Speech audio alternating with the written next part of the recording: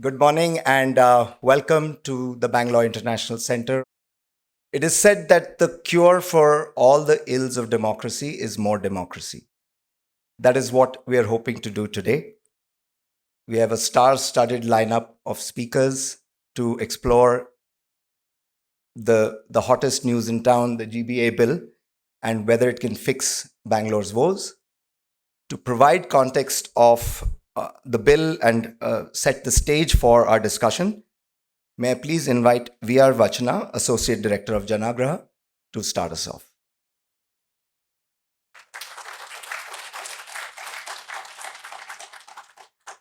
Namaskara. I'll be actually wearing two hats today. So, one, I will be walking you through the GBG Act, the Greater Bengaluru Governance Act of 2024. What does the Act actually says? What does it mean to us as citizens of Bangalore? What is changing? Who is in charge? And what does it mean for the planning and governance of Bangalore? After this session, I'll be joining the panel to share my thoughts about how GBG Act could reshape the planning and governance of our city. So let's begin. I guess all of you would have a pamphlet with you, which is essentially a summary of the key highlights of the Act, essentially saying what does the Act actually say. And you could feel free to glance through it as I walk you through the key highlights from the Act. So what is essentially changing? So there is no more Brihat Bengaluru Mahanagarapalike, there is no more BBMB from this 2nd of September. And now we have the Greater Bengaluru Authority, the GBA. And as you can see, the board of the building of our city government has also changed. So if we talk about the big shifts, we can say that there are three big shifts that the Greater Bengaluru Governance Act 2024 is introducing in our city. First one is that there is a new pan-city apex body which is responsible for the whole of Bangalore, which is called the Greater Bengaluru Authority. So the primary responsibility of GBA is essentially to integrate and coordinate across city corporations and the public authorities, which are essentially the parastatals and civic agencies in the cities as well. It is chaired by the Chief Minister, as we all know, that's Mr. Siddaramaiah. The Vice Chair is a Minister in charge of Bangalore, who also happens to be the Deputy Chief Minister this time, which is Mr. D.K. Shivkumar. The Executive Officer, who's be responsible, the topmost bureaucrat for the city of Bangalore, would be the Chief Commissioner of GBA. GBA essentially includes state ministers from Bangalore constituencies, all ministers from Bangalore constituencies, minister in charge of urban development, all MPs, MLAs, MLCs, whose constituency lies wholly or partly within GB area and also resides in Bangalore. So interestingly, even Ms. Nirmala Sitharaman actually has membership in GBA, right? It also includes heads of public authorities. For the very first time, we're essentially bringing together all civic agencies in the city as well under one umbrella. So essentially, it means over 70 members meeting once every 3 months, right? The decisions will be taken by majority vote and the chairperson will be the tiebreaker. So if you look at the RHS, you will see that GBA area is equal to the city corporations, all 5 city corporations in the city, which is about 700 odd square kilometer. BDA area, which is the area of Bengaluru Development Authority's GBA plus 400 square kilometer, which is about 1,200 odd square kilometer. BMRDA, which is the Bangalore Metropolitan Region, which includes the Bengaluru Urban District, Rural District, Ramnagara, etc., which is about 8,000 odd square kilometer. Please note that the area actually, I could find only different figures in different platforms. So what I have referred to is the tender that has been issued by the Bengaluru Development Authority for the new master plan of Bangalore. So now to implement the decisions of the Greater Bengaluru Authority, there is an executive committee which is chaired by the Minister in charge of Bangalore. The member secretary is the Chief Commissioner, who's essentially the principal executive officer of GBA. There will be 15 members, which includes all the commissioners of city corporations and the heads of select public authorities, essentially civic agencies and parastatals. They can also be special invitees, which is essentially domain experts or officers that the executive committee feels relevant to specific meetings, and they're mandated to meet every 2 months. So conceptually speaking, an executive committee is expected to improve coordination across departments in the city. GBA is also mandated to establish 3 bodies. One, an economic development agency to attract investments and generate employment. Second is a climate action cell to formulate, implement climate action and resilience plan for Bangalore. Both of these are to be formed within 1 year of the enactment of the Act. Then there are sectoral expert committees. The role is essentially to advise the Greater Bengaluru Authority on specialized domains. As you can see, there are 6 sectors from urban planning, infrastructure to environment, science and technology, and information, education, and communication. So what are the key functions of Greater Bengaluru Authority? So it spans across planning, regulation, and coordination. The critical change is that GBA is the local planning authority for Bangalore. It is mandated to prepare the master plan as well as a mobility plan for infrastructure development for the city.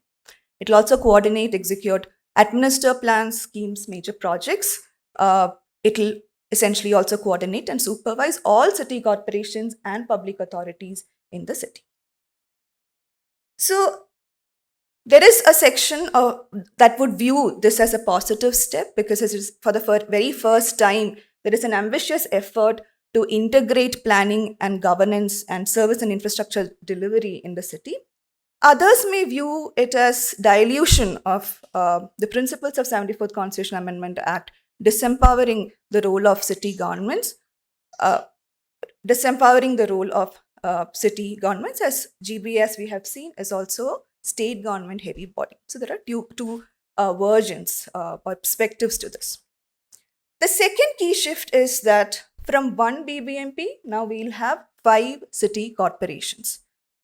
Please keep in mind that by law, the city can have up to 7 city corporations, but as per the latest notifications, it's 5.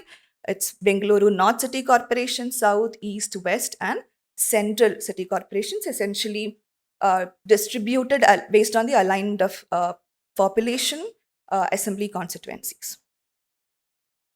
So what is essentially changing for us here as citizens of Bangalore? Now we have 8, instead of 8 zones, we'll have 10 zones, which means essentially 2 zones per city corporation.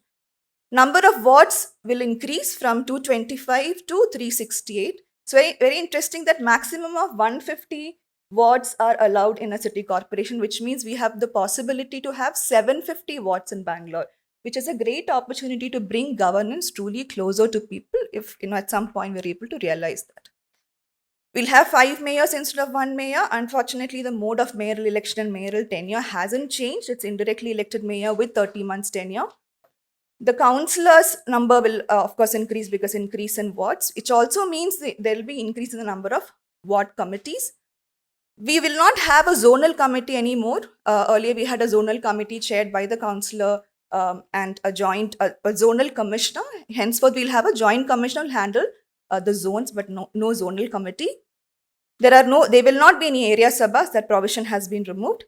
Assembly constituency level consultative and coordination committee, essentially chaired by the MLA at assembly constituency level, will continue as that was also a provision that was there in the BBMP Act. Commissioners will increase. Staff sanction strength has also increased, but it's not adequate enough if we consider for 5 city corporations, as you can see. The third biggest shift is that the number of ward committees and ward committee members will increase. As you can see on the RHS, from 2,250 ward committee members who were 100% nominated by the city councillors will now increase to 5,152 ward committee members, and of which only 50% will be nominated. So that's a great change. It definitely offers the opportunity to enhance citizen participation in the city. There is a mandate now to conduct ward committee meetings once every month, prepare annual ward development plans.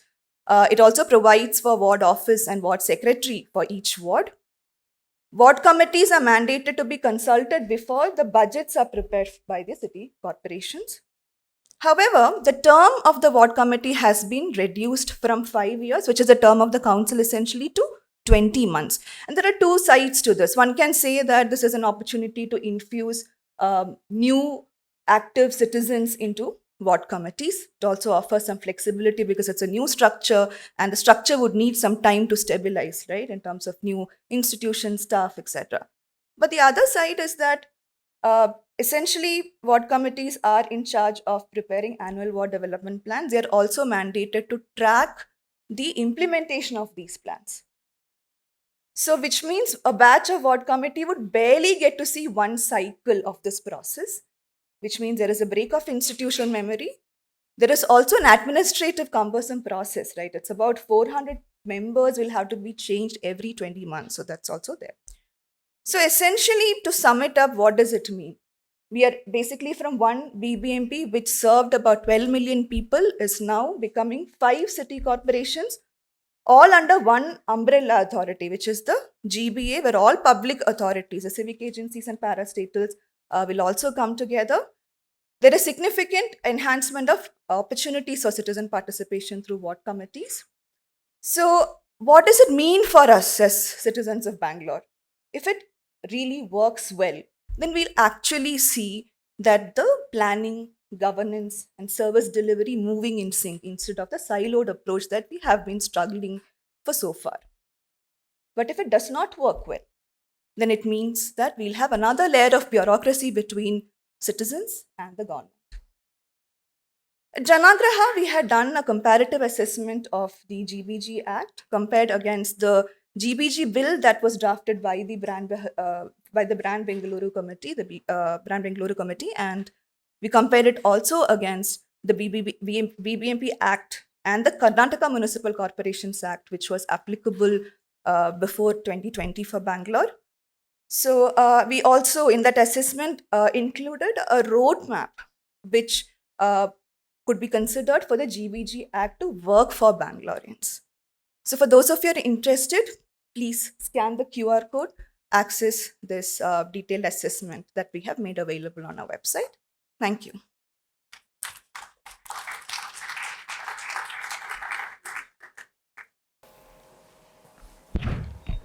Good morning again, and a very warm welcome to our guests today, Mr. Tejasvi Surya and Mr. Rizwan Arshad. This star-studded panel which will discuss the GBA bill in detail. Also a warm welcome to our former director, Mr. Ravichandar. May we please welcome them with a warm round of applause.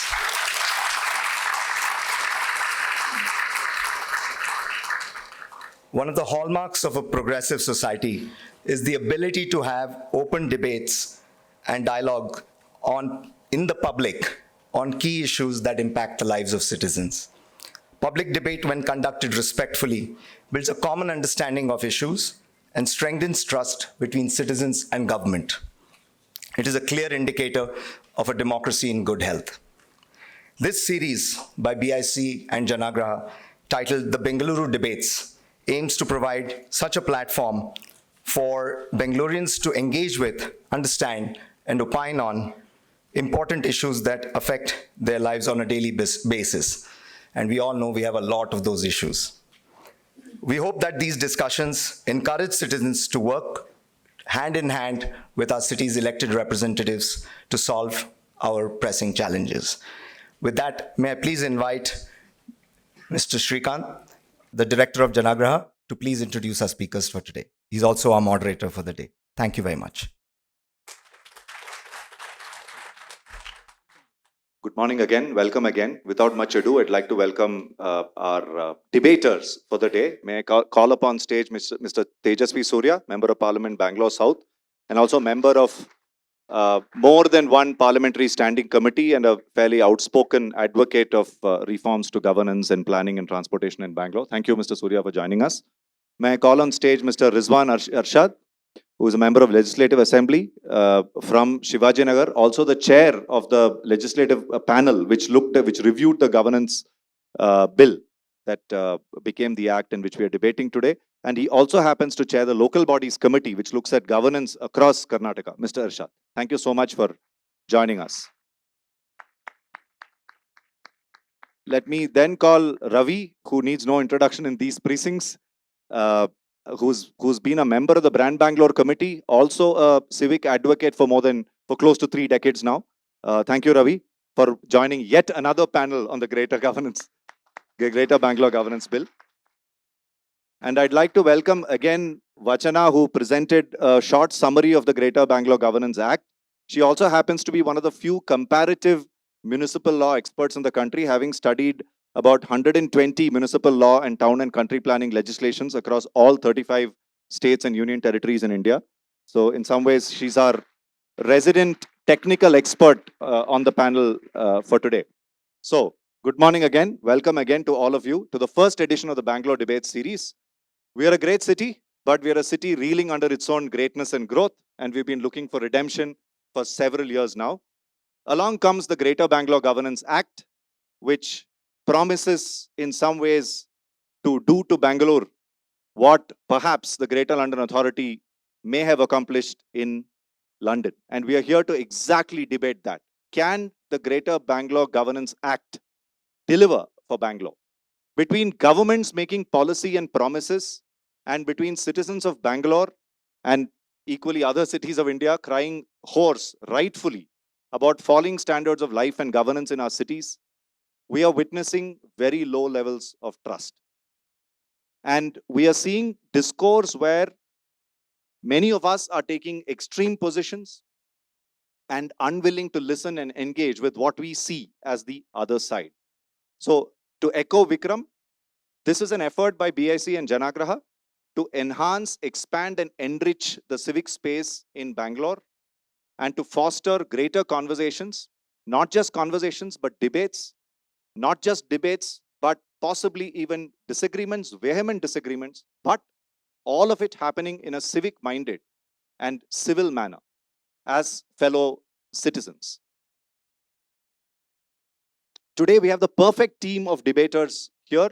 Believe me when I say that in my reckoning, there are very, very few people outside this group that knows this subject as well as these four do. And to get the absolute best out of them, I'm requesting their indulgence to let me be a bit provocative, but obviously with the recognition that all of us on stage and all of us in this room are essentially on the same side. We are all citizens yearning for a better life in Bangalore, for a better Bangalore, and hopefully even striving for it. Success for us today, in my mind, is if all of us are able to walk out with a significantly better sense than when we came in about what is good about the GBG Act, what is bad about the GBG Act, and are there particular ways in which we can work together to both improve the Act and also to make it work for Bangalore. Because as Vachana also alluded briefly, there's only so much that a piece of legislation can do to a city. Vachana was just mentioning yesterday to me that there's a huge contrast even between the legislations of New York City and the Greater London Authority, with both competing with each other for reasonably high quality of life in democratic societies. But New York has a highly rigid, fairly detailed set of regulations and laws, whereas GLA has, a somewhat more convention-based, principle-based approach to this. So there's only so much that legislations can do. It's really up to us. And I don't think we can, again, allow another 15 years to pass before we really make some of this work for Bangalore. So with this, I'm going to get started. I'm planning to do 6 rounds of conversations. If we have the time, I'm requesting each of our panelists to stick to about 3.5 minutes in your responses to allow us to do all the 6 rounds.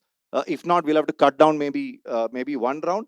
As far as possible, please stick to the topic, keep your responses crisp. And with that, I'm going to get started. I'm going to go to Tejasvi first and then Vachana, then request Ravi and Rizwan to close this round. In the opening round, I'm asking a direct question for each of the debaters, for each of our panelists to say, please tell us an explicit yes or no to the question of the day: can the Greater Bengaluru Governance Act deliver for Bangalore? Tejasvi. Thank you, Srikanth, for this initiative and having me here. I wouldn't have liked to start the discussion with a despondent negative note, but I'm constrained to say that the GBA Act as it stands today and as has been passed by the Assembly does not give much hope to the governance morass that Bengaluru today is in. Let me very briefly say why this is the problem. This is a classic example of maximum government, minimum governance. What the GBA essentially does, it adds another extra bureaucratic layer. Instead of cutting down the bureaucracy and increasing state capacity. While power should have been devolved from the top to the people, this is another exercise in re-centralization of power in the garb of decentralization. I want to ask another question to ourselves. The things that the GBA supposedly tries to solve, could we have done this without this exercise of 5 corporations for Bangalore? Could we have empowered ward committees better than what was in the BBMP Act? Yes, we could have done it without these 5 corporations. Has the GBA given more power to the ward committees other than increasing the number of the members of the ward committees? No. Even now, the chairperson of the ward committee holds a veto. The recommendations are, the participation is mere recommendatory and suggestory in nature.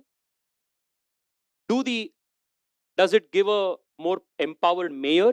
No. It hasn't given more powers to the mayor. It has only given us more mayors. Does it give the much neglected MPC, the constitutional mandate of the 74th Amendment? Does it give it a new breeze, a new breath of life? No, it only buries it. Now we don't know whether the BDA is the planning authority or whether it is the GBA that is the planning authority. The problem that existed in the BBMP Act was that we had so many parastatals that were primarily state-led parastatals. Does the GBA change it? It does not. The BESCOM, BWSSB, all of these parastatals still continue to remain a primarily state-driven organizations. But now you have another bureaucratic layer under the GBA.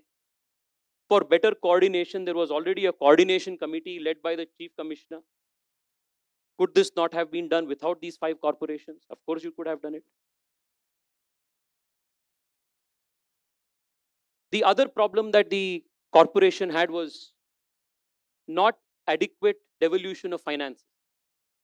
Does the GBA address it? It does not.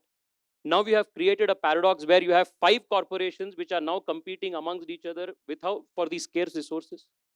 You already have a failed model in Delhi where you had 3 corporations. One was a revenue surplus. The 2 did not even have enough money to spend to pay salaries in time. That was a reason why it had to be rescinded.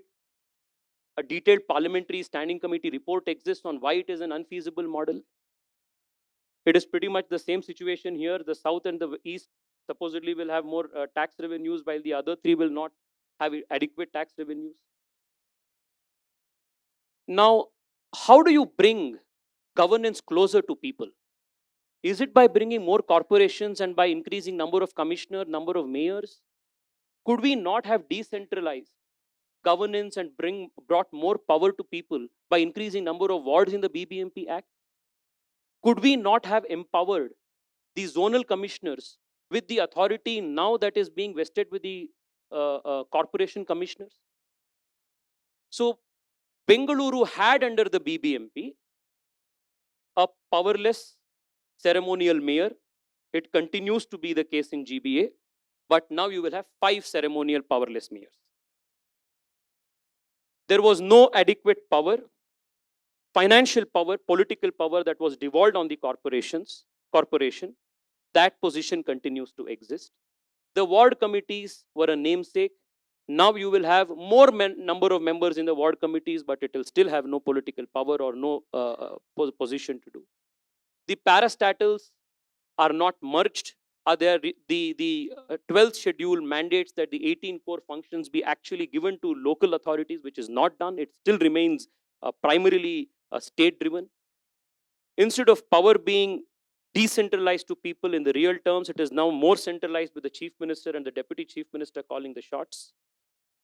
So, honestly, Srikanth, the cliche of old wine in a new bottle does not hold true here because, old wine is always better.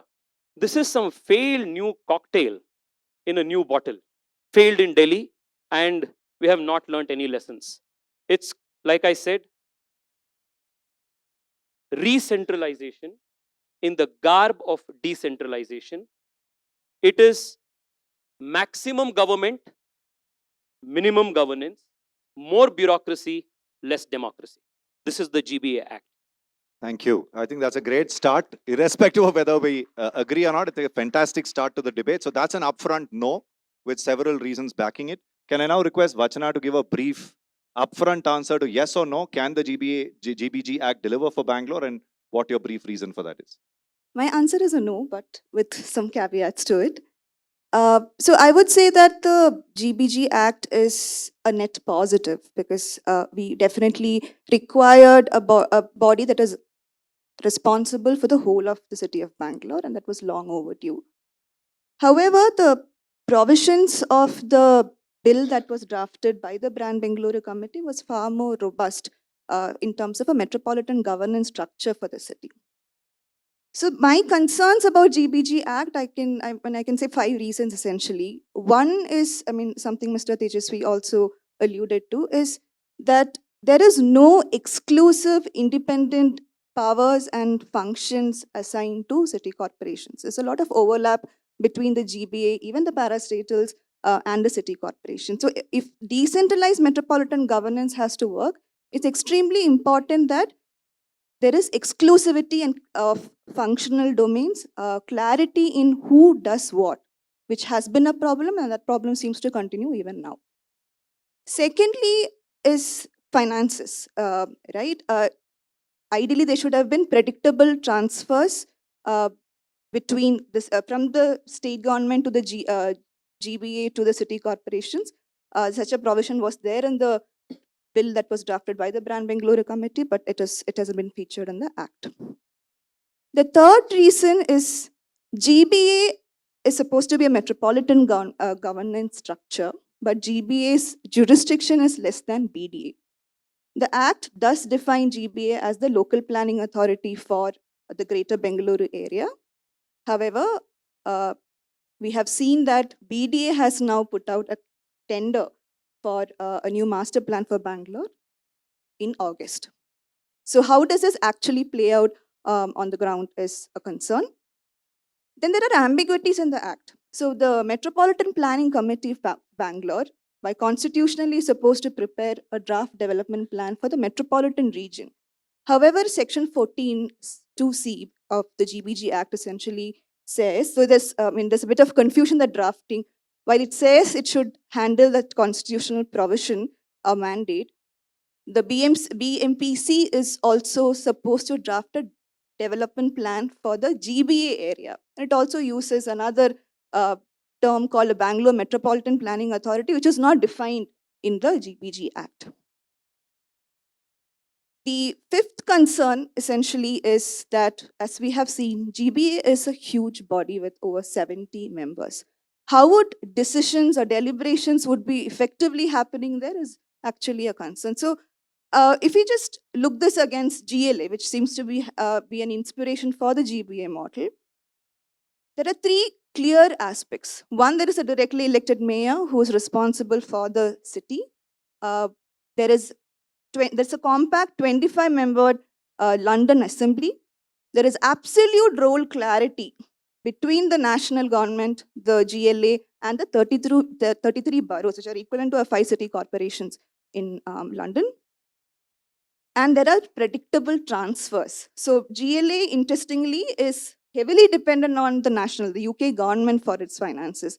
But there is predictability of transfers. GLA knows how much it's going to get, and the distribution from GLA to the other boroughs are also very clear. And all of this is anchored around citizen accountability. So metropolitan governance is not just about ensuring coordination. It is about aligning planning. It is about aligning finances. It is about ensuring, anchoring all of these around citizen accountability. And that's what we have to get right for the GBG Act to work.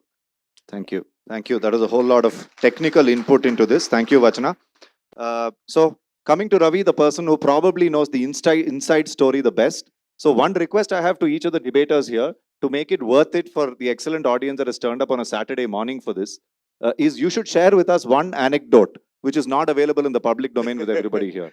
Make it worth it. So Ravi, over to you. That is provided BIC agrees to edit it, which they never do. So 3 minutes, Ravi, if yes, you can. mine is a qualified yes. Okay, it can work. The reason I say it's a qualified yes is the devil isn't finally in the implementation. If many of the provisions that are there in the Act are implemented with the spirit that it is meant to, as you already alluded to, the final bill is quite different from the Brand Bangalore bill. Notwithstanding that, I'm okay to get behind this bill as an improvement over the earlier setup. So I'm stating that upfront. Why do I believe this could work? Fundamentally, one believes in the idea of political decentralization through multiple corporations over administrative decentralization that Tejasvi alluded to. We have had the administrative decentralization for decades, zonal system of the BBMP. Trust me, I've dealt with enough zonal commissioners. Beyond giving you coffee, tea, and biscuits, the guy can't take a single decision without sending it to the commissioner for orders. That is the reality on the ground. Here, with political decentralization, at least 5 commissioners, and once the mayors are in, will have that decentralized power to the extent that they have, that they will take the decision. So you will have 5 people taking decisions. Trust me, in the 8 administrative thing, be my guest, you want to go back to that system, we might go back to that system, who knows. But political decentralization, in my view, is a stronger idea in terms of thing over an administrative decentralization. It brings the elected people closer to its constituents.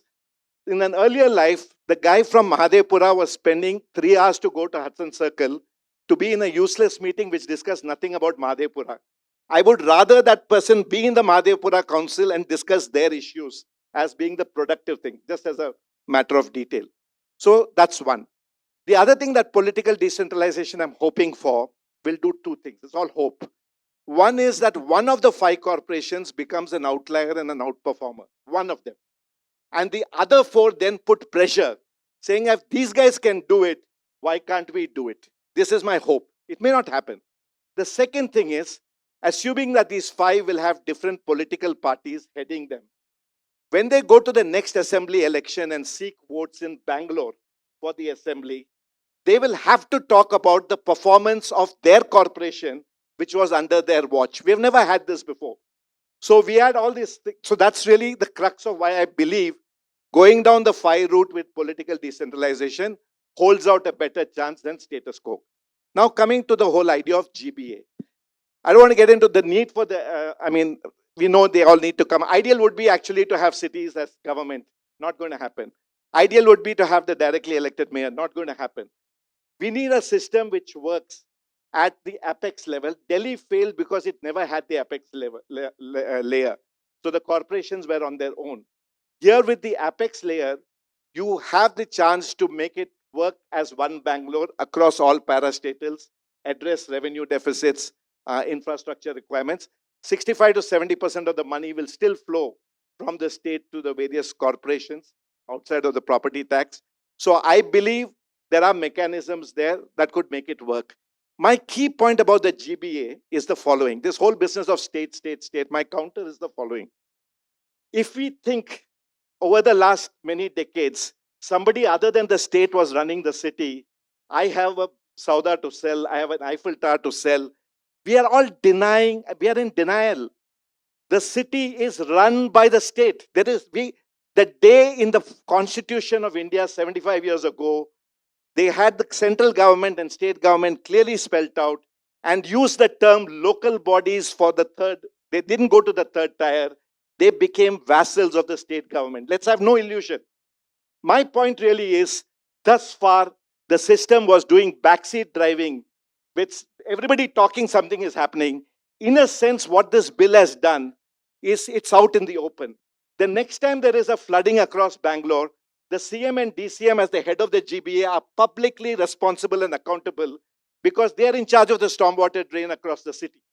if it doesn't work, earlier also you could say they were vaguely aware, but the CM was busy with many other things. Rightly or wrongly, they are sitting in that chair right now, and they are accountable for things that happen at a pan-Bangalore level. So essentially, where we were in denial that you think some local government was being run by some local corporators here, who are we fooling? It was run by the state through the office of the commissioner. The commissioner was more powerful than the mayor, continues to be more powerful even in this bill, because there's deliberate vagueness on who's in charge. Our bill clearly said the mayor is in charge. This bill is vague. So the point really is, at least by smoking it out in the open, in a sense, we are putting it out there. Guys realize that the state runs the city. You want to do something about the state not running the city. You figure out how you want to change it. That's really my crux of my point. Sure, thanks, Ravi. I'm not going to let you off the hook with the anecdote. So, yes or no question. On a scale of 0 to 10, how disappointed were you when you learned that your draft is not going through? See, when I heard it was not going through, I would say I was really disappointed, 2 out of 10. But you know, for me, when I get up next morning, I said, okay, let's give it another shot. Did you know that it's going to happen at some point, or was it sudden? It was sudden. It was sudden. Okay. So that's the anecdote. You've got the anecdote. Incredible resilience. So incredible resilience, but also something for us to think about on how do we make policy making far more transparent and, you know, somewhat in public view in the city. Before I hand it over to Rizwan, there's a reason I came to Rizwan last. In India, I think we should, even as we ask tough questions of the ruling party and the ruling dispensation, at some level, I also empathize with them, especially when they turn up for public debates like this. So thank you for being a sport, Rizwan. Over to you. Morning, everyone. So I've heard all the three learned friends here. I'm here not as a chair of that committee, but as a citizen and also a representative who undergoes everyday struggle to make the system work for my people, right? So from the last 6 years or so, 6.5 years, I've been the legislator, and all my life being a citizen of Bangalore. And all of us together, if we have agreed that the earlier system was good and unnecessarily we have intervened in creating a new system, then I'm going to accept for whatever you say. Each and every citizen of Bangalore needed a change. The earlier system had failed us. We may fail, we may pass, the time will say, time will definitely show. And I'm confident it will pass. This is an yes from my side. Not because I am from a ruling party or I have chaired the committee to clear this bill, because I know for the fact that practically that system was not working. That was a too centralized system without any transparency. Nobody knew what is happening. That system could not fill the potholes. That system, with one rain, half of Bangalore would submerge. That system, which already had, as my friend Tejasvi said, there were zonal commissioners. There was a whole lot of bureaucratic and administrative structure, which was not delivering. We had to think out of the box. We had to sit and break our head. Boss, this is not working. One mayor with 11-month tenure, one commissioner with a 800 square kilometer of area. How would he reach out to people?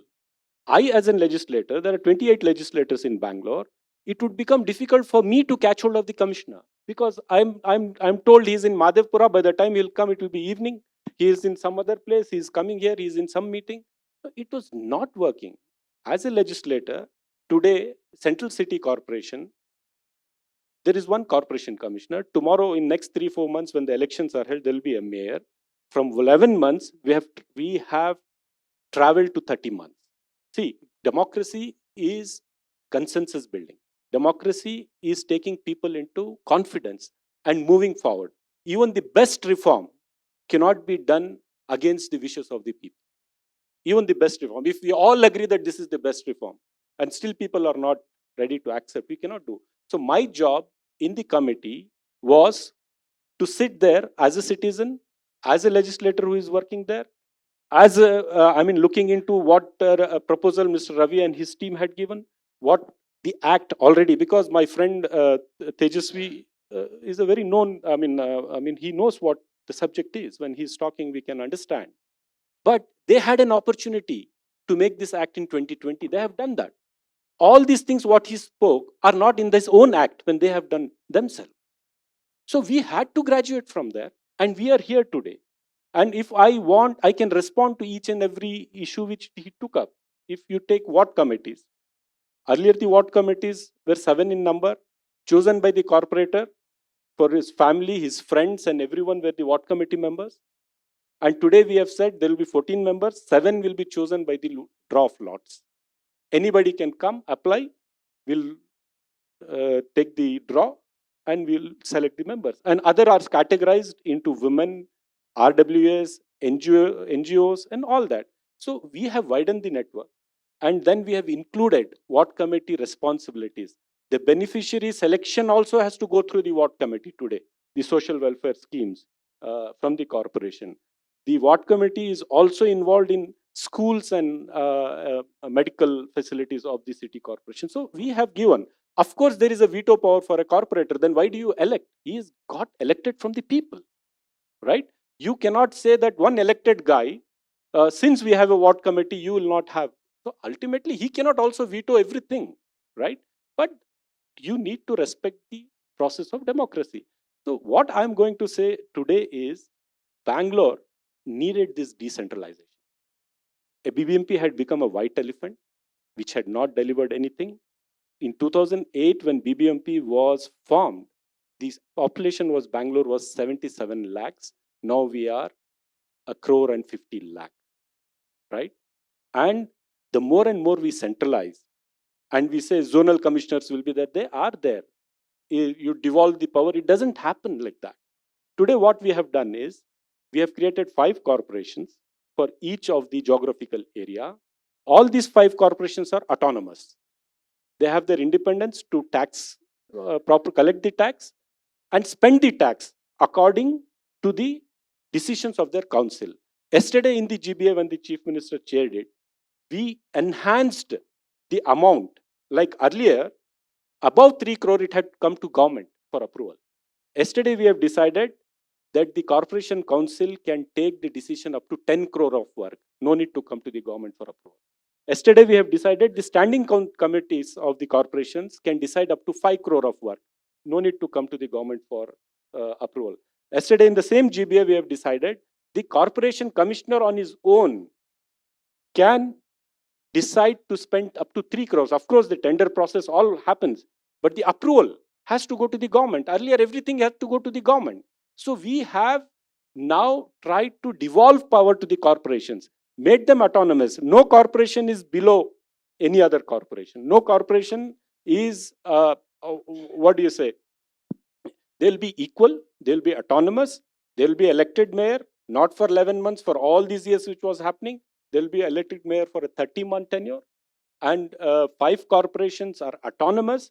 The GBA is only an umbrella body. We have to understand one thing. Can I ask you a follow-up question? Sorry, you finish your thought. Yeah, let's just 1 second. GBA, because we have a legacy of parastatal agencies, as Tejasvi said. We have a legacy created by them, created by us, created by our earlier forefathers. So we cannot one day come and say all these are merged in this corporation. Nothing will remain. See, when we take administrative decisions, we have to be very careful. There is a setup, a pattern, a structure which is already working. So now what we are doing, we have asked those, yes, the spirit of 74th Amendment says all these functions should come. I think it will come, but it will take a little more time. So now what we have said, all these parastatal agencies have to adjust themselves to the jurisdiction of those 5 corporations. 1. Earlier what used to happen, there are 10, 11, 12 agencies which are working for Bangalore development, which are parastatal agencies, BMTC, BESCOM, BWSSB, Metro, all this. All are different verticals. Nobody used to talk to each other. Nobody used to talk to each other. What we have done here is, we have brought all these parastatals on this table and said, minimum once in 3 months, in the chairmanship of the Chief Minister, you have to sit. Then minimum once in a month, in the chairmanship of the Bangalore in charge minister, you have to sit. And you have to discuss, debate, and deliberate. And each other agency should be knowing what is the other agency doing, so that tomorrow I'm laying the road, and in 15 days the BWSSB comes and digs it. I mean, it's a fact. Yeah. So Rizwan, let me, if I can dovetail into round two and start with you in this. The big question of planning, traffic, and transport in Bangalore. So, will this gigantic 70 plus member GBA, will it lead to better planning? Will it lead to better interagency coordination, which you alluded to now? And will it lead to better public transport? Better public transport, better traffic management and road connectivity, or will we see more of the same? And I'll tell you why I'm saying this. The indications just what Vachana mentioned about the differing jurisdictions of even between BDA, GBA, etc. Right? And we are also seeing in public discourse, we are seeing the chief minister, the deputy chief minister, the chief secretary, the chief commissioner, everybody talking about potholes, everybody talking about waste. Now, but on the other hand, I do recognize that the GB, even your version of the act, the GBG Act, does put planning and coordination at the heart of the GBA. And like Ravi also mentioned, the Act also clearly says that now there is an owner. Now, in public view, an empowered political leader like the Deputy Chief Minister, who also happens to be the minister in charge, is owning interagency coordination. So we are able to see both sides, but as Vachana said, the practical implementation of it, right? Will planning and infrastructure improve in Bangalore? If so, please tell us how exactly, very briefly. See, absolutely. That depends on any government which wants to drive and bring in so much of development. Okay, so which our government is committed to. I'll tell you one thing. Yesterday, in the first meeting of the GBA, chaired by the CM, it was decided that the GBA, in its jurisdiction, will be the local planning authority, right? And since the Constitution mandates the MPC to be the planning body, but the MPC doesn't have a secretariat of its own. It's also a 70 odd member body which doesn't hold any secretariat. Planning needs a lot of expertise and a secretariat to do it. It's not easy to do a planning, which earlier BDA had done. Today GBA will do, but of course under the MPC. It ultimately has to go there, right? So the local corporations will do their planning. They'll come to the GBA. GBA will do the overall, integrate the overall planning and go there. So there is no confusion. The GBA area is defined, and beyond GBA area is the BDA area. So BDA, as Vachana rightly said, they have called for tenders to create the planning CBD for their jurisdiction, which is realigned now, right? So GBA will do planning for GBA. Two, although we are for convenience created 5 municipal corporations which are autonomous, independent, who will take care of those geographical areas, we are yet one city. We need to have coordination amongst all these corporations. And also the parastatals. Till an ideal day would come when all these parastatals would be merged with the corporation, right? So this coordination responsibility is what GBA has taken. So you're saying a resounding no to the question that GBA will indeed improve planning, absolutely, connectivity, roads, and earlier public transport. Earlier the corporation used to be blamed when BDA was creating planning. See, somebody else is creating planning. You are the face. Somebody else is doing your planning. What we are doing now is, no, the GBA will be a planning authority.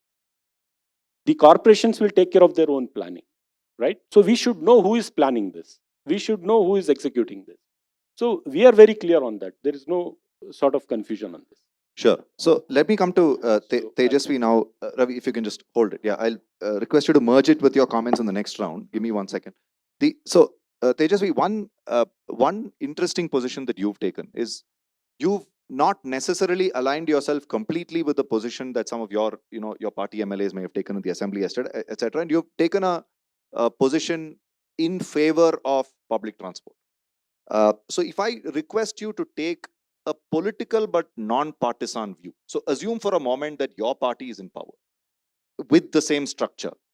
Do you believe this 70-member GBA will lead to better planning, interagency coordination, better public transport and connectivity? Will the GBA structure solve for public transport? Political but non-partisan. I think this is less about the structure and more about the policy intent. As long as we continue our obsession of prioritizing infrastructure to cater to more vehicles and not people, we will come up with ideas like tunnel roads. I want to ask you, Srikanth, what in the GBA empowers the ward committee members, the democracy, decentralization, everything that we have spoken of? Yeah, 1 minute. Tomorrow, Yeah. if tomorrow, if people of Bengaluru South feel that our very precious space in Lalbagh must not be taken away for building this tunnel road, how does GBA give a voice to people? How can we stop this Yeah. madness? No, Tejasvi, 1 minute. See, if we No, can. you wanted a political answer, I gave you one. No, I respect the answer. I'm asking you a slightly, set aside the individual project of the tunnel road. That can be a subject for a separate Bangalore debates. It merits that kind of an in-depth discussion. My question to you is at the city level, where you can't operate at a sub-city level when you're thinking about planning, connectivity, public transport, etc. And you yourself are a member of the GBA, right? Do you see the GBA, irrespective of the political party in power, solving for public transport in the city? Your answer is no? No, I mentioned to you earlier that unless the policy intent is that every single rupee of taxpayers' money will be spent with one metrics. How do we increase public transport adoption and decrease private vehicles adoption? That should be the one metric on which you decide how you spend your money. Right. Unless you do that, you may put, GBA, ABA, whatever, Sure, acronyms sure. you can come I up think that's a with. straight answer. It doesn't Yeah, make it's a a straight difference. answer. Now I'm moving to the next round, the third round, which is on bringing governance closer to citizens. And Vachana here has studied mayoral systems across India and in some cities of the world as well. 30 seconds, Rizwan. Yeah, ideal city should emphasize on its public transport, which we are in terms of metro, suburban rail, Right. and all these things. But also, we need to create different ways of mobility. Like world over, they have created. There are tunnels in other cities. There are elevated corridors in other cities. There are different public transport. Yeah. So we Here. cannot just say that only Do public one, and transport. it's not will do. either or is your Which point. even with all this public, if you add up 20,000 more buses, which cannot move on this. I'm road. really scared of going into the tunnel of tunnel roads debate. Yeah. We'll do another session on the tunnel road. We should. But I'm saying we as a society should see holistically. Sure. No, I got the Not on tunnel. Not on tunnel. Okay. Okay. 20 seconds. Both Ravi and Rizwan spoke about how we are not able to go near the ideal. Yes, we should have a stronger metropolitan government. that's We a should good have. point. Yeah. But ideal, it is not going Yes. to happen. State was running, so let us make it official. We should, or whatever. The ideal is having giving you the last suburban word on the metro next everything, round. but that is not ideal. So let us have tunnel also. So if we are not having reforms towards idealism, then why call it reforms at all? It's an interesting point. Yeah. Thanks, Tejas. So I think, but I think we have to respect there are 2 points of view, and it's a very important point on democratic governance. The pursuit of an ideal that is elusive versus something that we think is pragmatic and is workable in the short term. So it's an interesting debate. Vachana, very briefly, bringing governance closer to citizens. 2 things that stand out. Again, an issue of the ideal versus the pragmatic. Couldn't we have gone the whole hog in changing the mayoral term, at least of the individual municipal corporations, to 5 years rather than making it 2.5 years? And second, making it directly elected. It's again debatable because we don't have directly elected chief ministers, we don't have directly elected prime ministers, but London too doesn't have that at the federal and provincial levels. So the question really is, will mayors with 2.5-year terms really run these municipal corporations? Or will the Deputy CM, CS and CC, Chief Commissioner, like I said, inspect potholes? And decide when how the waste needs to be picked up and processed? Or do we think that these 5 MCs, as Rizwan said, have a great chance at running autonomously with respect to their domains? I know that you've done some interesting work in this, and you also have an interesting insight into how the BJP and Congress nationally have dealt with this subject. So a very quick input, a technical input into directly elected mayors and mayoral terms pan-India. So if we look at global models, essentially stable leadership is key. Is a key ingredient of ensuring a well-run city government, be it a London or a Manila or a Seoul. That's what we can see. But I would like to actually take a step back and, like Srikanth said, look at the national perspective. So as we speak right now, there are 7 states in India with directly elected a 5-year mayoral tenure. And interestingly, out of those 7 states, the reforms that particular reform was introduced when the BJP or NDA was in power. In the case of the other 2, it was BJD in Odisha and Congress in Madhya Pradesh.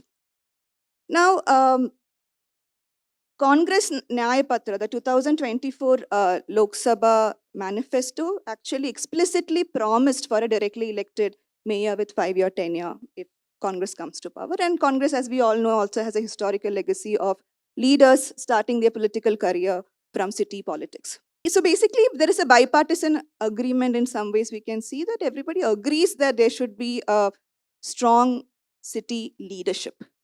However, when it comes to Karnataka, VBMP Act was brought into place when BJP was in power. The mayoral tenure was increased from 1 year to 30 months, but it still did not give full 5-year tenure. GBA Act, the GBG Act, had the opportunity, which was again brought in by Congress, to give complete full 5-year tenure, co-terminus with other council, but it did not happen. Interesting. So what you're saying is both parties in different parts of India have done it. So it appears to be a Karnataka problem, basically, because both parties have done it in other parts of India or have carried it in their national manifesto. So I want to go to, so I want to come to Tejasvi, given that you also have a national perspective. So combine your national perspective with the Karnataka perspective to tell us why is there this Karnataka problem of not going the whole hog on creating a 5-year empowered mayor? And your personal perspective is fine. So fairly safe space. No. I mean, I have been very vocal on my personal perspective about these matters from a long time now. Rizwan, to be very honest, I have been a vocal critique of Please, how not the tunnel road. No, not the tunnel road. Okay. Come on. Of the earlier BBMP Act. We have, like you said, we have all been victims of, the governance paralysis under the BBMP Act. We are not saying that BBMP Act did not deserve a reform or a relook, but this is a case where, operation is success, the patient is dead. That is the problem with the GB. But now coming back to your problem, your question of why perhaps this is a Karnataka consensus. Let me give a very frank answer, Srikanth. I think Rizwan may also, join cause with me again. There is a very serious insecurity by those who are governing the state to actually decentralize powers at the city levels, especially when it is a city like Bangalore. Because this is a city that controls the state's political economy. You control Bangalore's political economy, then you are an extremely important, inevitable player in the state's political map. This is the only reason why there is hesitancy to actually devolve power, and it is because of insecurity. Ideally, the chief minister should not be aspiring to do the work of the mayor of Bangalore. The members of legislative assembly should not be aspiring to do the work of the councillors. The job is to actually empower them.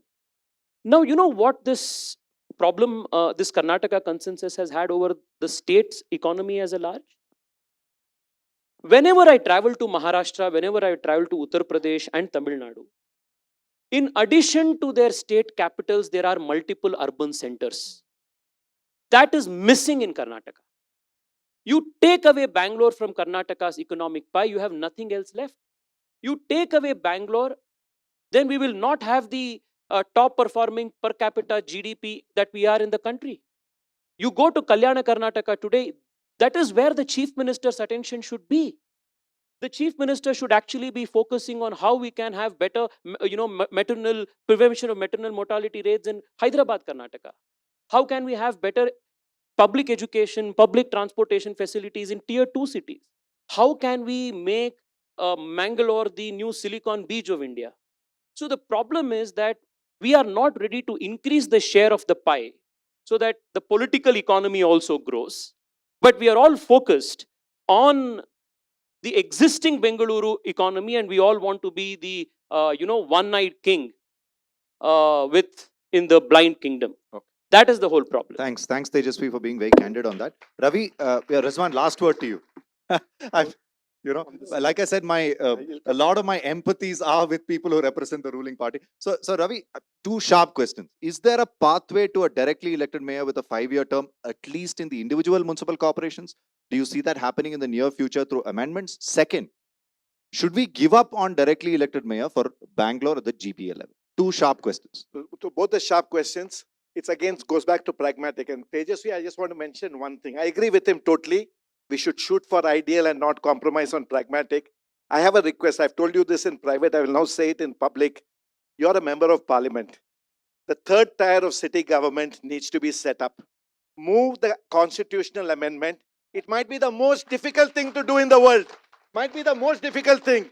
But embrace that as the idea. Then you have embraced an idea of the future of Indian cities. No, because some of us One have, second. Yeah, You know, please. we have had this discussion many know. times, and I want something really concrete to come out of this.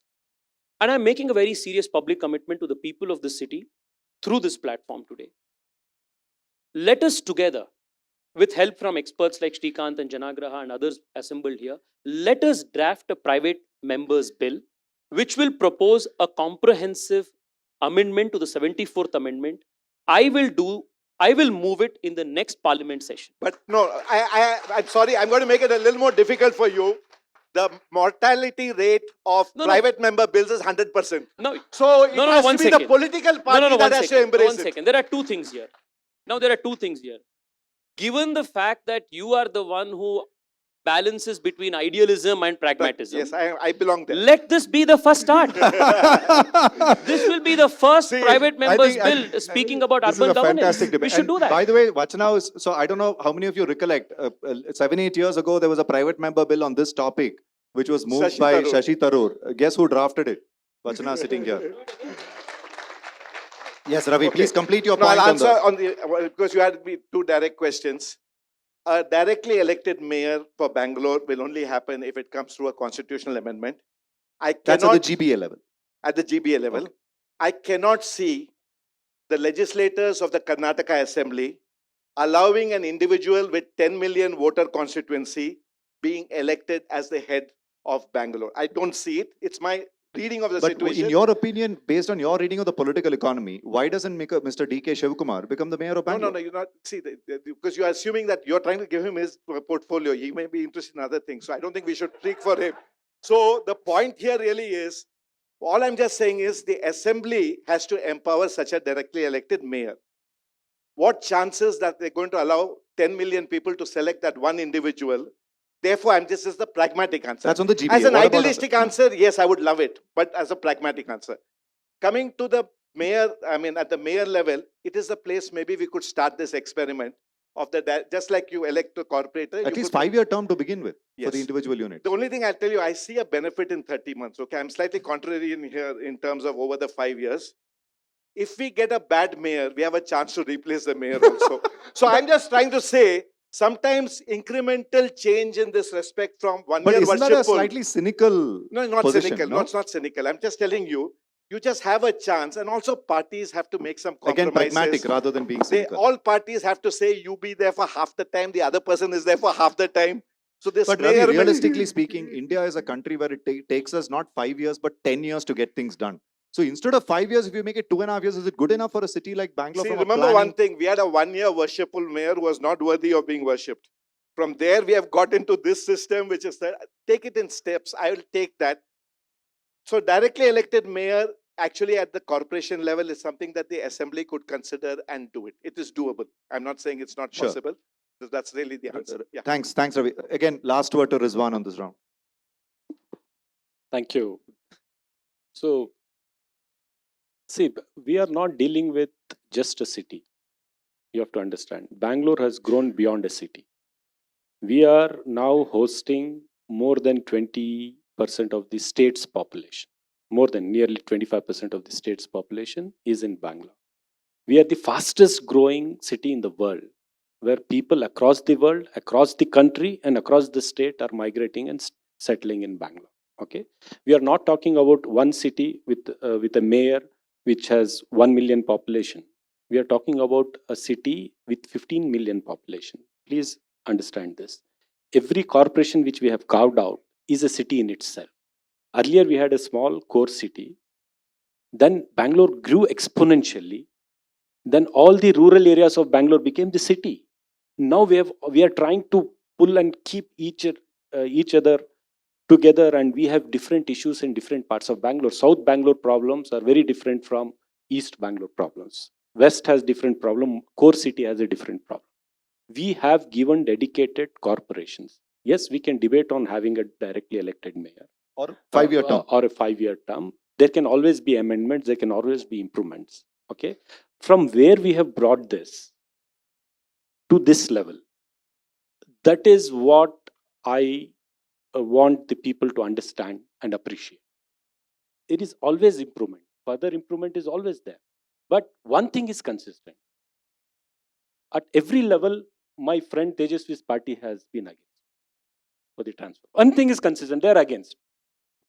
See, Playing the role of a constructive opposition. No, I'm so happy. My friend is a good opposition leader, right? Wrong, should not have been in a ruling party. So what I'm saying is, see, we need to have solutions. We cannot just talk. Like today, to cross Hebal flyover from the airport, when we come from that side, still taking 1.5 hours at the peak hour, right? Steel bridge was not desirable. People said no steel bridge. Okay, no steel bridge, but what is the solution? 10 years back, we all decided 5-7 years back. So what I'm saying is, when we say no to something, not every government initiative is the perfect one. I agree. But when we say no, we should always propose alternate solutions. And we scrap something and don't give solution, people will be suffering, right? So that thing has to go, and there has to be some consensus among, when it comes to Bangalore's interest, we all should become one, right? Irrespective of things. Neither I will get all my things to be done, neither he will get, but there has to be some consensus and we should keep moving. And this is a big step forward. That is what I want to say. Thanks. Quick rebuttal. 30-second. No, Political, non-partisan. I have a alternate that he proposed. Directly elected mayor, far-fetched, ideal. 5-year term, too far-fetched. Why don't we have a mayor and council system?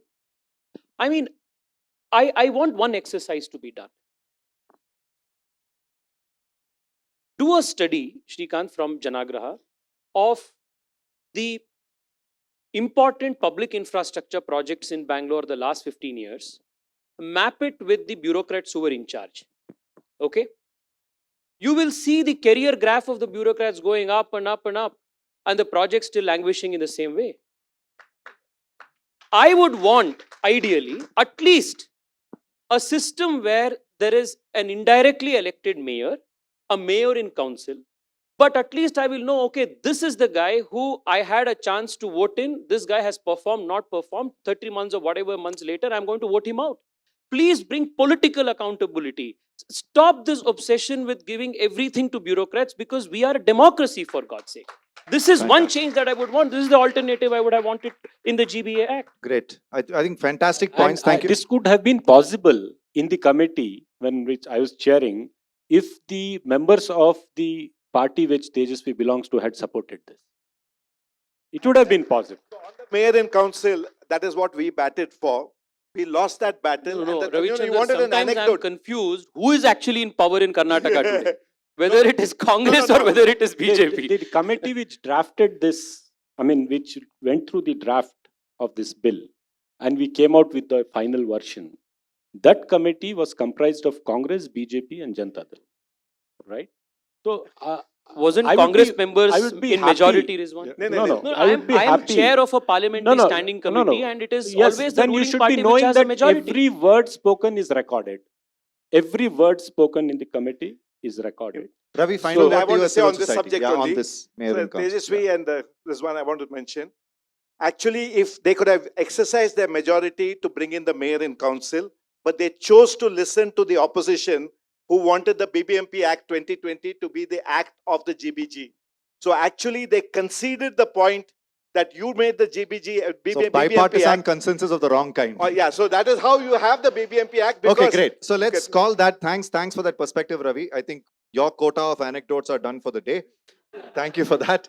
So we'll now slip into another important conversation. I'm having to merge two questions given the time crunch and the need for all of you to have the last word. So this one is on it's in important areas of transparency and participation before the closing round. So the penultimate round, I'm merging two of them. So I want to make two observations or two provocations. One is I worked on transparency quite a bit in the last 15 years in BBMP and in the Bangalore context. And what I've been seeing is there's been a steady regression, both in policy and in practice. And I'd like to understand from Tejasvi and Rizwan on what really is the resistance to transparency. Is it primarily political? Is it primarily bureaucratic? Is it just inertia? Because I see that as a major inhibitor to citizen participation. The reason why many of us are having to engage in tactical issues of potholes, etc., is because we don't have any other systematic data on governance, on finances, on operations, on performance, etc. So that's one part of the question. The second, on ward committees, it appears that the sense I'm left with is if I look at the increase in ward committees and the potential increase in ward committees, the number of ward committees have doubled from 2,500 to 5,000 plus. The number of members have doubled, and at least half the members will now not be nominated by the councillor. They'll be done by draw of lots. So all of this appears to suggest that that could be a silver lining. I'm not saying the entire thing is a cloud. That's, of course, for everybody else to decide, but that's certainly a bright spot there. So these are the two dimensions to the question. Let me go to Vachana for a quick input on transparency. So, it's true that Karnataka has been a pioneer in financial transparency and operational transparency, but the fact was that that wasn't actually applicable to Bangalore. So, in some ways, there has been some progress through BBMP Act and thereafter in GBG Act, especially on financial transparency. But there is a problem with civic transparency. So, why citizens cannot access contracts, for example, why citizens will not cannot access the details of, say, projects, or if they can't get access to the measurement books, for example, right? So that's where the problem is. And I think as a tech-savvy city as Bangalore is, actually Bangalore should be leading the way for this. And it's really sad that we're not able to do it. And we have some examples even in India. We don't have to look London. Pune has started doing it. Hyderabad has started doing it. So I think we should definitely work hard on improving that. Sure. Okay. So transparency and what committees? Let's Ravi, Tejasvi, then Rizwan. No, so on transparency, inherently government is opaque. I'm just stating a matter of fact. They try to get... Just one quick rebuttal. Few years ago, Bangalore was the first city in India to put out every single payment made by the BBMP in public domain, including the measurement books. But in PDF format. See, the point is you don't go the whole log. You need to make it in a manner that I can quickly analyze and do analytics in the next half an hour. So even when we do these kind of things, and some of them are very faded and all that stuff. So So what I'm trying to say is, if you're going to get more transparency, that's one thing has to come from the street demand. The street has to make it miserable for the people in power to run an opaque system. Only then you're going to get this change of the transparency that you need. In every respect, GIS maps, common assets. Why can't all the common public assets be on a GIS map? It will even reduce the court cases. It will reduce the encroachment. So this is basically where the street can really play a role. What committees? See, on ward committee, I just want to take that one point, that veto power of the corporator exists. And but I still try to see a silver lining in that. It is written that the veto power, while it is exercised by the corporator, has to be given in writing with reasons for rejecting it. And they have to keep filing the reasons every time. So one hopes that the ward committee will go beyond being advisory to becoming more powerful by the simple fact that the corporator having to give it in writing every time over a period of time could make it very clear what's happening in that ward. I'm just making an enhancement to that point that Vachana mentioned, that the corporator has a veto power. So, but the ward committee, 14 nominated is really good. We wanted proportional representation, didn't happen. I think it's a progressive thing to even have 7 by lots. It's good to get away from that. Tejasvi, you've spoken about ward committee and transparency. It is great to hear you speak passionately about decentralization and ward committees. But particularly on transparency, why is it that we can't have radical transparency in the city? There are no nuclear secrets. There is no defense expenditure. There is no information that will move the Sensex, etc. There's no reason why every transaction of the BBMP cannot be in the public domain from when the project gets conceived to the time the final payment is made, including the measurement books. And it's already covered under Section 4 of the RTI. I know, I don't know, I share your wonder. I had to go to court to get the Fair Fixation Committee report public. The BMRCL, the state government through BMRCL requests a 105% increase in metro rates. Then whimsically some rate is fixed. People have been asking for 4 months to make the report public. Every other metro public report is out in the public, in the website. We write letter on letters. None of it is replied to. I had to file a writ petition for a Fair Fixation Committee report. I don't know. The last 5 months, Namayatri is trying to get data, live data of buses from BMTC so that they can integrate like how they have done with Metro. BMTC is not making it available. I don't know why. I think at a philosophical level, still people in government or those who go into government immediately feel that the citizen is somehow an outsider. Mainly bureaucrats you're referring to? I mean, I'm saying I use it very qualifying. I said whoever goes into government also. So, you know, elected representatives also. Right? So once you go and sit there, you suddenly feel you versus they. Somehow I think there is a suspicion that, you know, or maybe there is a patronizing attitude that I know better for your welfare. That, you know, that is perhaps also the reason why decentralization is not done, you know, the whole hog. You know, I am equipped or empowered better to know what is good for you than you know for yourself. So I think this philosophical level has to change. On the ward committee level, I do agree that compared to the earlier BBMP Act, the present reform of having 7 more members and who are not just nominated but appointed through draw of lots is a very good step. And what is good should be appreciated because it's not like a blanket opposition to everything. But on those things that are unconstitutional, on those things that are really making it more difficult, our opposition remains. Sure. Thanks, Tejasvi. Rizwan, last word to you on this round. We'll have one very short closing round before we open it up. Transparency and on this, Rizwan, again, my request to you is, like you started out, please speak as an elected representative who engages with bureaucrats and the political executive rather than as the chair of the committee or as a as a spokesperson of the ruling government. So as a legislator, what is your view on transparency? I think transparency is very important, right? Particularly when there are volume of works and the kind of funds involved with so many different heads in the administration. So unless we as elected representatives, we have to break our head, okay, what is that program? What is this program? Which is this project? And sometimes you have to call engineers, say, please check that there is no overlapping of work, right? So we are an IT capital. We have so much of resources technologically. So it is time now for us to graduate to another level and bring in transparency through technology, right? And that will solve a lot of issues, not only citizen-centric. I'm talking about how the administration has to run. It has to be on your fingertips, right? Unless the data, unless the total structure is in front of us. I, as a legislator, if I have to, when I first became an MLA, I just wanted to inquire, do we have an office? I said, no. Okay, that is fine. Do you have some data that how many roads I have?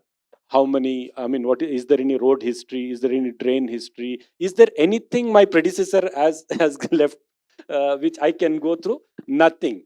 So I have come just shaking my hands, and I've come here and I have to create everything. And I take everything out. So that should not be a member of parliament. Yeah. Going on. So when we come, we need to be given some kind of a data.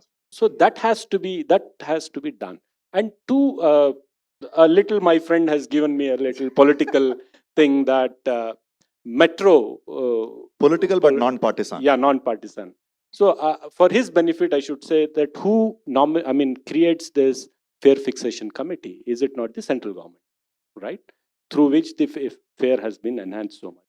Second, we created the RTI Act. What was this? This was a tool for the citizen to access to the government files and understand what is happening inside the government file, right? In last 10 years, we should have strengthened that act more. In fact, we are weakening it. If the RTI Acts gets weakened, the citizens' right also gets weakened. So we have to collectively strengthen that. And also, there is one more aspect to it. The kind of misuse which that act, which few people are doing, right? They file RTI not for the public good, but to blackmail and extract something. That needs to be curbed. If we curb that, now there is a fear in the government. Boss, we are opening it, and that guy comes, he creates a technical question, then says, give me something. Then that other guy is coming, he is asking something, he is asking something. So there are people who are making their living out of this. That is creating a lot of issues. In So- some ways, voluntary transparency of some of these works data, etc., can Yeah. I mean, that does not deter the government from being transparent. I'm not saying that. I'm just telling practically the issues which are going. So we need to create a fine balance of how much can information be used to hold people to account, and how much information or the kind of process which will push this because of the blackmail and because of the extortion, because of that thing. Sure. So how do Just we one avoid minute. it? Yeah, sure. Thanks. So, Srikanth, Rizwan, just to make things just lighter, one line. Sure. From S Minister, Sir Humphrey said this on transparency. Open government is a contradiction in terms. You can be open or you can have government. Hopefully, we'll change that. We'll change that in the next few years, given bipartisan consensus on transparency. So, Rizwan, quickly, literally 30 seconds before we open it up, what can now we do as the citizenry to make the GBG Act work for Bangalore? One point, if you can make, and I'll just take it from the others and then open it up. Last from 1 month, the 5 city corporations have come into existence. 5 corporation commissioners are there. Next 3 to 4 months, we are going to hold the city corporation elections. So there will be around 368 elected members. There will be 5,520 ward committee members. So we have a huge hope on these numbers, where if meaningful citizens who are informed and concerned about the city, they come in. So come on become board. ward committee members. would be Yes, the key. they should Okay. come and become ward committee Sure. members. And we have given a lot more responsibility than the previous thing. And we can definitely together. This is always evolving. I'm telling you, no act or no law can be static and can stop at that. We can always push this cart ahead. And GBA has come a long way from there. And you can take it ahead much, much further. Well said. Thanks, Rizwan. Ravi, quick 30 seconds. What can we now do? See, basically, I think at the general citizenry level, we need to realize what it means to be a citizen of the city. So basically, follow the rule of law, don't litter, stuff like that. These are simple things. But, and also because I've just come back from Japan and I've seen culturally how different it is. And the second thing is the people in power need to enforce the rule of law. So if we could have both, I think that's really the way forward to fix the place. But as a citizen, I must join issue with that. In some ways, the system has learned to cop itself out and say it's all about behavior change, it's all about collective responsibility. I think in India, clearly it's an issue of state capacity and responsive and accountable governance. In some way, in many parts, I think the citizenry is actually running themselves, is running the country themselves in some ways. So yeah, Vachana, quick 30-second on what can we now do to make the GBG Act work? I think one fundamental thing would be actually drafting the detailed rules which will ensure effective implementation. Very important point. Yeah. At the end of the day are what the citizens demand. So it is our responsibility to do that. And I think Bangalore has the talent and the civic spirit to actually do that. And so there is nothing stopping us from getting an empowered city governance here also. But that in some ways you're saying you're agnostic whether there was GBG or no GBG. Your response could have been the same. Or is it different now that there is GBG? Do you feel there is greater scope for the civic spiritedness to manifest itself? Absolutely. Ward committee, like Mr. Rizwan said, is a great platform which actually as citizens we should be utilizing. So yeah, I guess I hope that we actually bring in, usher in that civic spirit in the city. 30 seconds, Tejasvi. What can we now do? Well, we have gone to court. Let's see what the... it's a very serious question that we have asked the court to decide upon. The GBA is a creation of the statute. The MPC is a creation of the constitution. This is a classic case where the GBA has subsumed the powers of a constitutional body, like the tail wagging the dog. So we have questioned this before the court. Many activists have questioned it up before us. Let's see what the court will do.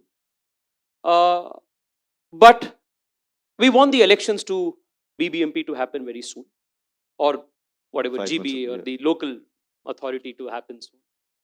It's been 5 years now. We don't have a local authority. The one good thing that has come out is the wards have now become much smaller. This was a reform that was needed. Yes, and I also hope that this will encourage young professionals in the city who may directly not come from a political background or a political legacy to actually now take the step to take the plunge towards active politics. At least speaking for my own party, at least for my own constituency, I can say this, that we are very open to have good people, people who come with conviction, people who come with a good intent to deliver on the ground for the city to come and contest elections. GBA, BBMP, structures, we may discuss all of this, Srikanth. But this reminds me, I want to leave this last thought with Dr. Ambedkar's prophetic words when he adopted the constitution. There is nothing like a good constitution or a bad constitution. A bad constitution can be good if the people who are working on it can be a good lot. A good constitution can turn out to be bad if those working on it happen to be a bad lot. The city needs good people to work for the city's development.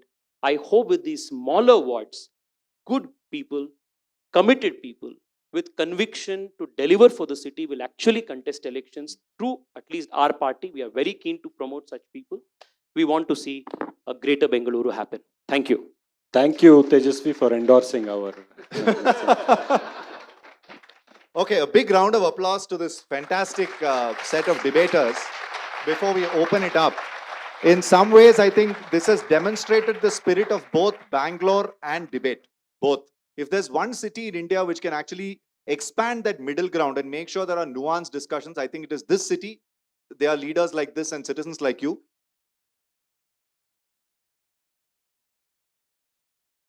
I had promised the first question in the open forum to Mr. Vijayan Menon of Citizens Action Forum, who have been very, very consistent and strident in their opposition to the initiative of the GBA. And I think their argument is anchored in Metropolitan Planning Committee. So Mr. Vijayan Menon has actually taken the trouble to be here despite some personal clashes that he had. Thank you, Mr. Vijayan Menon. From the world of social media, the internet, the wealth of the internet, this is their comment about the GBA. Yesterday's idli, today's upma.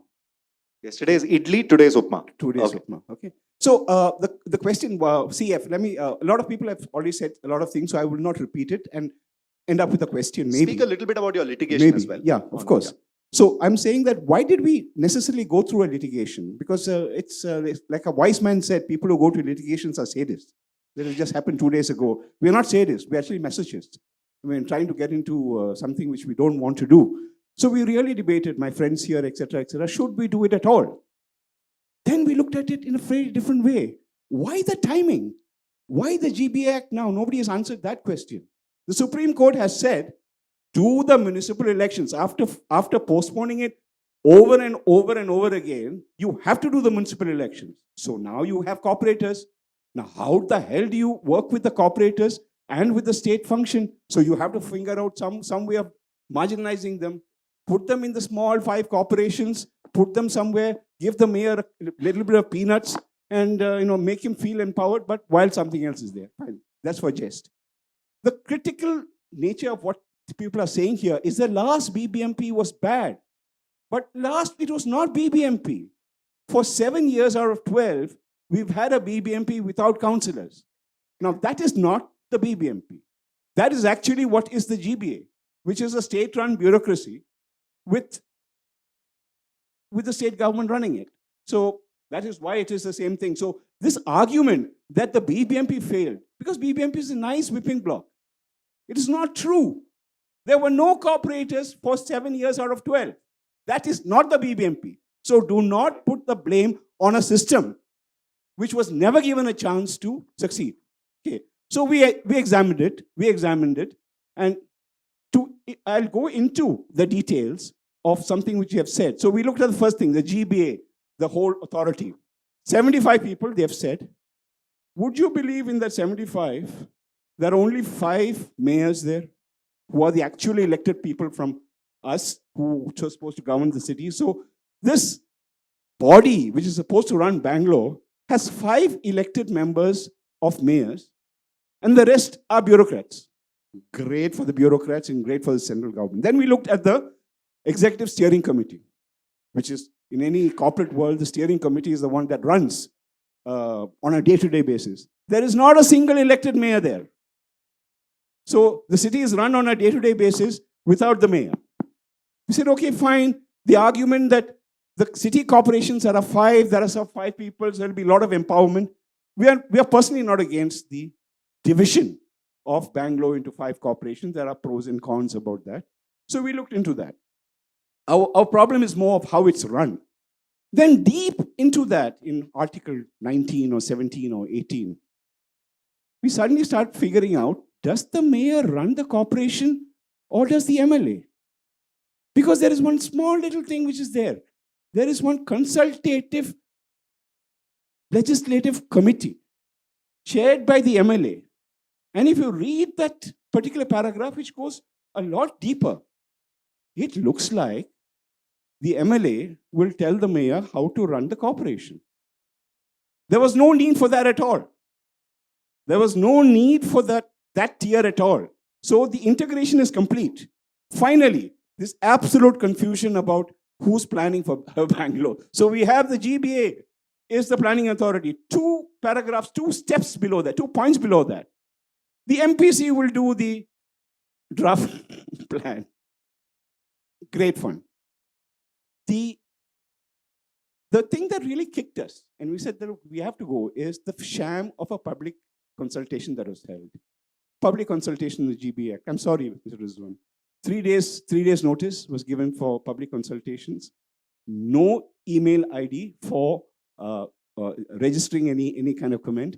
No documentation of what happened in that public consultation, how decisions were made after that, nothing. So we are quite clear. That's the same old route. Finally, the assumption that size and coordination are the problems is the fundamentals on which this argument is meant. True, those are 2 problems. Accountability is a bigger problem. Accountability of the bureaucracy. That is where the problem is. So what you're having, the GBA, is the same foundation, shaky foundation, with a brand new facade. So therefore, What would your ask be? If you your had ask one will be for reforms. Here's my ask. I asked Mrs. Rizwan to come to the court and say, yes, we want this resolution. Please accelerate this PIL. 3 PILs are there. We will argue in Mr. court. Menon, if I can just interject, I'm asking you your recommendation for the reform. So if you're saying there's a shaky for the city, Look, I'm 2, 3. very clear about this, that we at CAF are not recommendatory bodies. The whole idea of democracy is that I am not the man of all kind of things. It has to be a democratic process. Okay.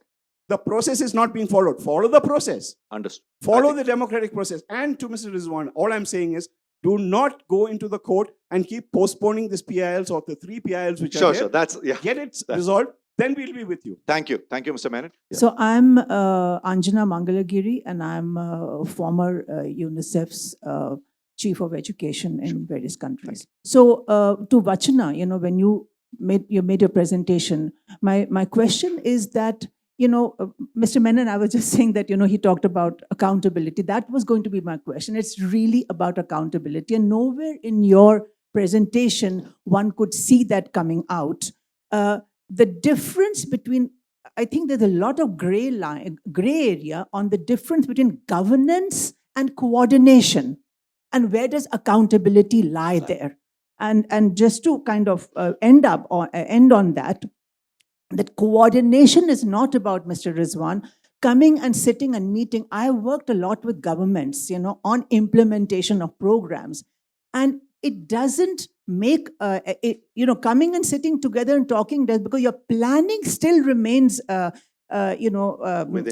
in boxes. Yeah. Planning still remains. So intersectoral coordination and accountability is what is at the core. Sure. And finally, nobody said, all this in the GBA or GBG Act. GBG Act. Yeah.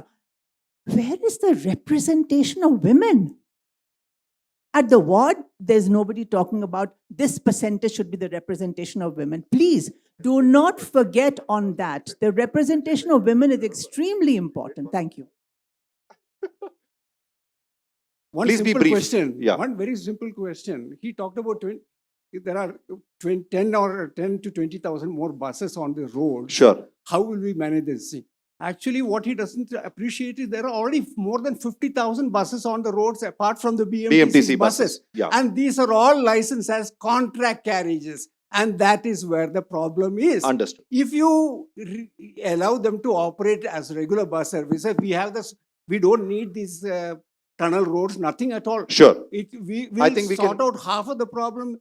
Rizwan can respond to that on private buses. That's it. Thanks. Thanks. Rhetoric on one mayor cannot take care of 1 crore Bengalurians. That same rhetoric can apply to a chief minister saying that 6 crore Kannadigas can't be taken care by one chief minister. Okay. Having said that, I want to ask Ravichandran sir, in your proposal, did you speak up against the GBA fund?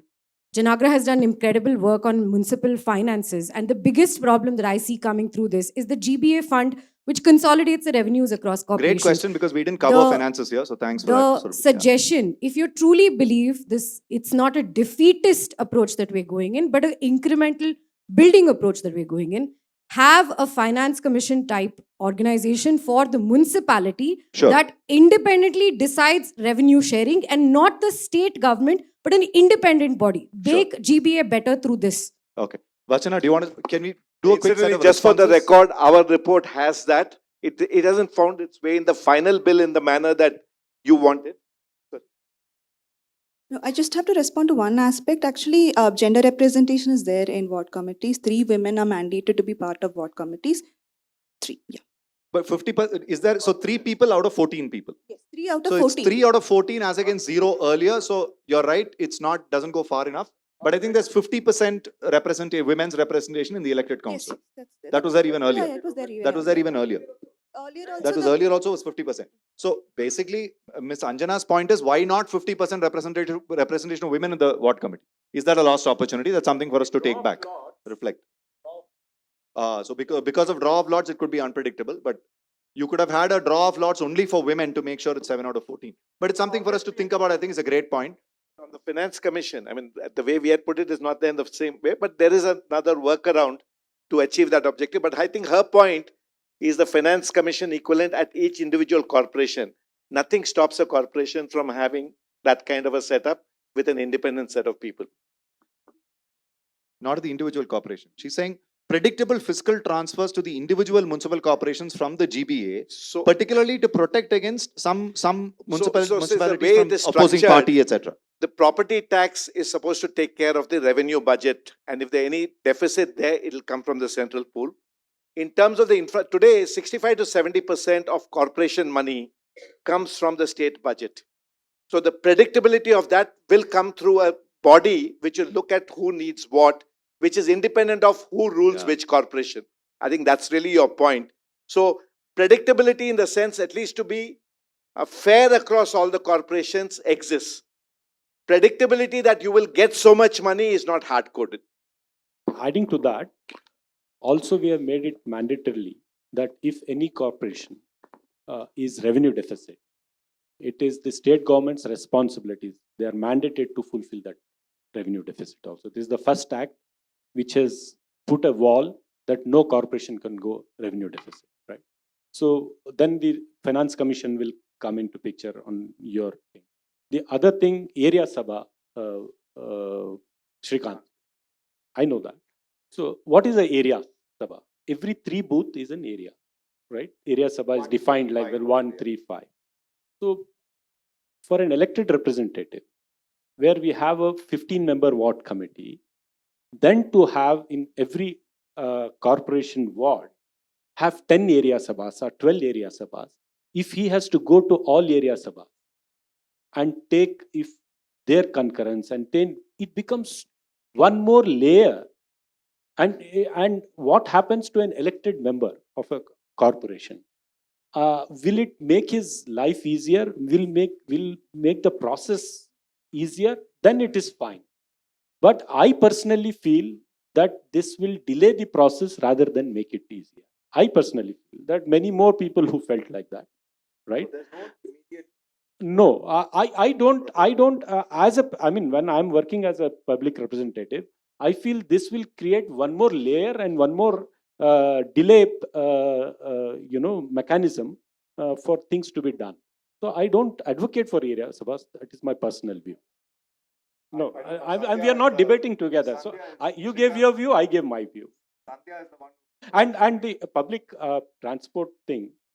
See, any city to survive, public transport is the key. Yeah, this needs to be studied. I mean, if we allow private, there will be many more people who would be willing to invest and willing to too. But where there are already running private buses inside the cities, they had a different issue. So which we changed into public. But whether it is private or public, sir, I think this government should heavily invest in public transport. Heavily invest. That is more important. And city like Bangalore should invest more on mini buses, which can traverse every thickly populated area too, instead of that compulsorily the BMTC has that big, huge buses. So yesterday it was also debated, and I think the next big investment from the BMTC would be on mini electric buses. I have consistently been advocating for allowing private players, private enterprises to ply buses in addition to BMTC. I don't know why we don't do that. It's a 1970s, 1980s Karnataka Motorways Carriage Act, which gives this monopoly to BMTC.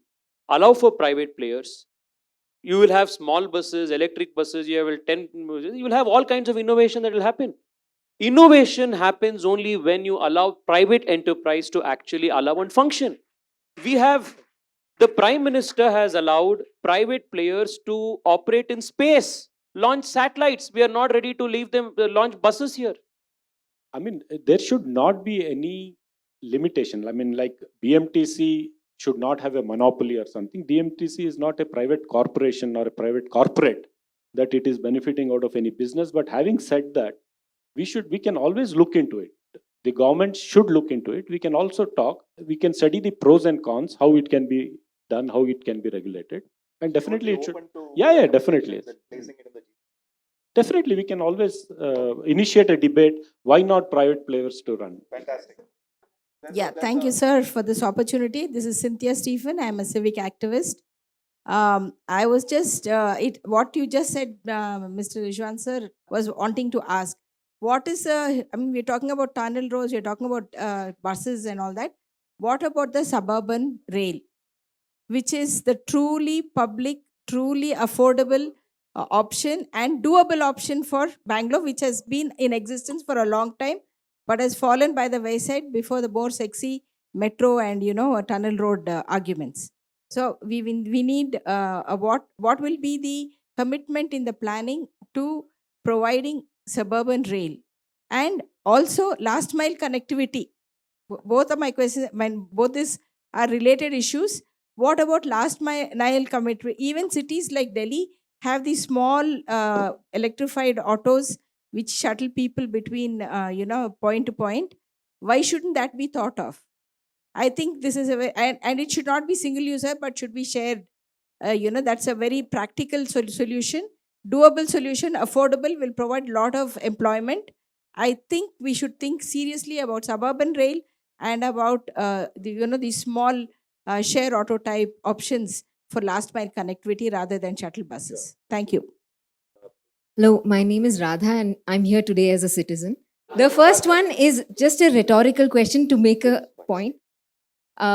If the citizens of Bangalore are not happy with the way Bangalore is planned and governed, can we vote the Deputy CM and CM out of power? So, just a rhetorical question. Now, and the second question, really, in my reading and understanding of the GBG Act that has been passed, at every level, the planning and decision-making powers lie with the state government, Yeah. So, and at the corporation level, it's actually just about implementation. What citizens care is basic services, reach them at that level. But what is the opportunity? This is something to think about. What will be the opportunity for citizens to give their inputs into the larger overall one city planning and decision making as well? I'm Prem Chandavaka. I'm an architect. I have a specific question on a conflict between the GBA Act and the 74th Amendment. And the amendment seeks to protect the autonomy of local government through a key provision, 243R, which says that all the seats in a municipality will be filled by people elected from within the municipality. And there are only 3 exemptions: nominated experts who do not have voting rights, MPs, MLAs, MLCs. And there, I think the assumption is the number of those constituencies is less than the number of wards, so there'll be a minority. And chairpersons of committees beyond ward committees, which one also assumes will be just a few. The GBA has only 5 directly elected members out of 70 odd, the mayors, and the majority of the remaining do not fall under the exemptions granted. So isn't the GBA Act in specific violation of the 74th Amendment in this respect? Good morning, sir. I'm Sri Charan. My question is to Ravichandran, sir. Sir, you spoke about political decentralization. So if we have 5 different mayors in combating some of the modern problems like repercussions of climate change, wouldn't there be polarization more than productive work? And we know one party can have stepmotherly treatment towards the opposition party in the particular corporation. So, to Prem's question, I really wish this whole matter goes to the Supreme Court and once and for all we get a better interpretation of MPC and such things. So, no. So, it is the democratic process to follow, and I really hope we know where we stand on this rather than the MPC being repeatedly used as an issue that keeps coming up and we're getting stay orders and the like. I think we need a resolution of this issue. No, what he said, his basic point. So it's in violation of MPC. So they need to rule that the GBG Act is in violation of MPC. Violation of the 74th was the crux of the question. It's beyond our pay grade. Somebody else has to do that. Now, regarding your thing on, the Climate Action Cell is actually anchored because you mentioned climate change. My hope, because you also had a question on planning which he didn't ask me, my hope really is through the GBA, we will get a blue-green infrastructure plan for the city, which is there for the next 50 years kind of thing. It's required. This city has never spoken about blue-green infrastructure. Through the GBA and the existence of a climate action cell, you actually have a chance to drive an initiative of that kind from a planning perspective. So there are openings available. Somebody mentioned, I think he's gone already. Finally, it'll be all intent in terms of what do you want to do. There are enough openings to do the right things. Whether it will happen or not, we'll have to wait and see. It's a very valid question, but through GBA we have brought in a climate action cell, and we are in coming days you will get to know the complete functionalities of all that. So the other thing is about the elections. So we had publicly stated that we are not happy with the BBMP and its structure. We will come up with a structural reform, and with new structure we'll hold the elections. So we have got the GBA now. We have set up 5 municipal corporations. We have created 368 wards. And by this month end, the wards need to be finally published in front of the people and handed over to the election commission to hold elections. So if we had held elections in last 2 years, we could not have done this structural reform. That's the reason we have. Suburban rail, yes, we and the central government together have to work, and we have to work very aggressively. That's what I can. See, we don't have a recall. Basically, what Radha wants, if we Not just recall, she's making a nuanced point of saying the difference between having a directly elected mayor to the GBA is that you can vote them out in the next cycle. Here, if they do badly, you're not going to vote only on Bangalore's issue. I know, but you will have a new CM looking after this same place. May or may not. If they do a bad job of Bangalore, doesn't mean they get voted out. I mean, see, any performance of any chief minister or the government, you have always the chance to vote them out or vote them in, right? The nuance, Rizwan, I think where Ms. Radha is coming from is that person directly accountable to the citizens of the city or not? In the case of the GBA, the answer is no. Because unlike the GLA model, where you're able to vote them out. So that is factual. And apart from that, see, there will be mayors, there will be city corporations, there will be local self-government, which will be responsible. At the GBA level, it's a coordination umbrella where the chief minister is heading, and he is not the mayor of the city. I don't know why people are confusing the chief minister to be the mayor of the city. There will be mayors in next 3-4 months. You will hold them accountable, and also the chief minister and deputy chief minister will also be held accountable, because here, Bangalore city or any other city, earlier we used to struggle to draw the attention of the chief minister. Now we have forced him to come and sit here. Okay, that is the only difference which is. Firstly, I want to thank Tejasvi, Rizwan, Ravi, Vachana for being excellent debaters, and to each one of you. Obviously, the Bangalore Debates series is not meant for the debaters, it's meant for enhancing and enriching the civic space, creating that middle ground. We are hoping to keep this going. So a heartfelt thank you to each one of you for taking time out of your personal family schedules, work schedules, to be here with us today on a Saturday morning. Thank you so much. And thank you for being a great, fairly competitive, feisty audience with tough questions. Sorry we could not accommodate all the questions. Maybe we'll extend the timeline for the debate by another half an hour, 45 minutes from the next edition onwards, if that is the public sentiment. But I'm hoping that some of them are available even off stage for some of you to have these conversations on the site.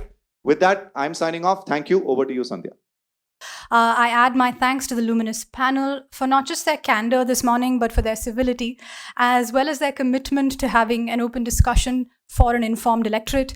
Mr. Tejasvi Surya, Mr. Rizwan Arshad, VR Ravichandar, of course, and for holding the discussion and debate this morning together. A huge thanks to Srikanth, the CEO of Janaagraha. I also want to thank VR Vachana for setting the context to this morning's discussion and for bringing her academic power to this morning's discussion as well.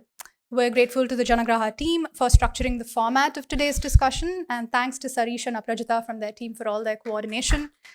Most of all, thanks to all of you. It's been a long session, 2 hours, and your engaged attention as well as your questions have really helped. The next session of the Bengaluru Debates is scheduled for Jan 10th morning here in the auditorium at 11 a.m.